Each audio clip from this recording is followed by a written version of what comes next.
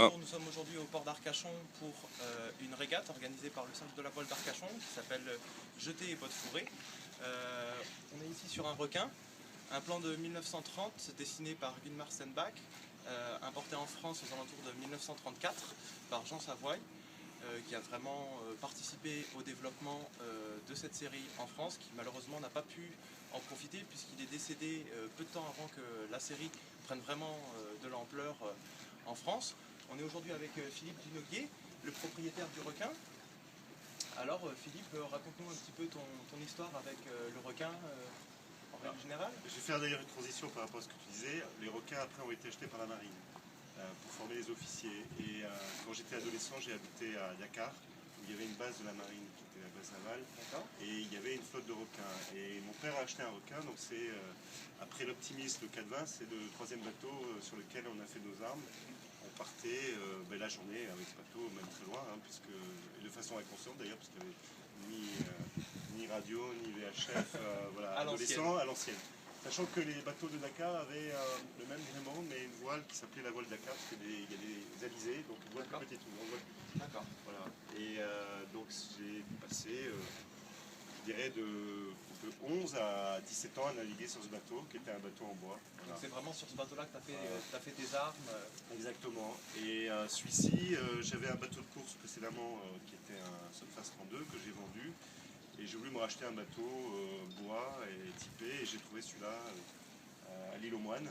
D'accord. Et juste l'anecdote, c'est le premier jour où je suis allé le voir, donc je voulais naviguer dessus. Donc le propriétaire m'a dit à 14 h, c'était un samedi de juillet, on navigue. Et donc je suis arrivé à 14 h, journée d'Atlantique, c'est-à-dire thermique qui s'est levé.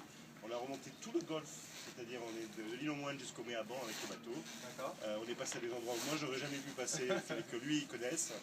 Et le fait de retrouver cette barre, cette odeur de bois, le soir même j'ai acheté le bateau. Voilà. D'accord. Comme voilà quoi, c'est vraiment une histoire d'amour. Les requins, c'est vraiment une histoire d'amour. Alaric, tu pourrais nous en dire un petit peu plus sur le gréement, étant donné que tu travailles chez Star Voile. Tu vas pouvoir nous expliquer un petit peu la particularité du gréement du requin. Le requin, il a un gréement qu'on retrouve aussi maintenant sur les bateaux modernes, effectivement. Particularité, donc gréement fractionné, en sloop fractionné, avec un guignol en tête de mât. De façon à éviter que la tête de mât... Exactement, pour stabiliser la tête de mât. Et ensuite, deux basses-stacks sur l'arrière qui vont permettre aussi réglage et raideur de tout le gréement. D'accord. Voilà, en termes de voile, on est sur des voiles avec, qu'on utilise maintenant des matériaux modernes, peut-être plus qu'à l'époque. Bien sûr. Puisque c'est un bateau qui est pas mal utilisé en monotypie, notamment en Bretagne, en régate. Okay, il me semble que c'est vrai que c'est une série qui est quand même bien présente, notamment sur Noirmoutier. C'est un bateau qui a eu un petit moment de flottement et qui maintenant commence à revenir avec tout ce renouveau des bateaux en bois. Et il y a plein d'adeptes et je sais qu'à ma connaissance, une nouvelle unité est en construction dans l'école de charpente navale Scolar-Mort en Bretagne. Donc la série repart de plus belle. Je vous souhaite une bonne fin de journée et je vous dis à très bientôt pour de nouvelles aventures sur des bateaux en bois.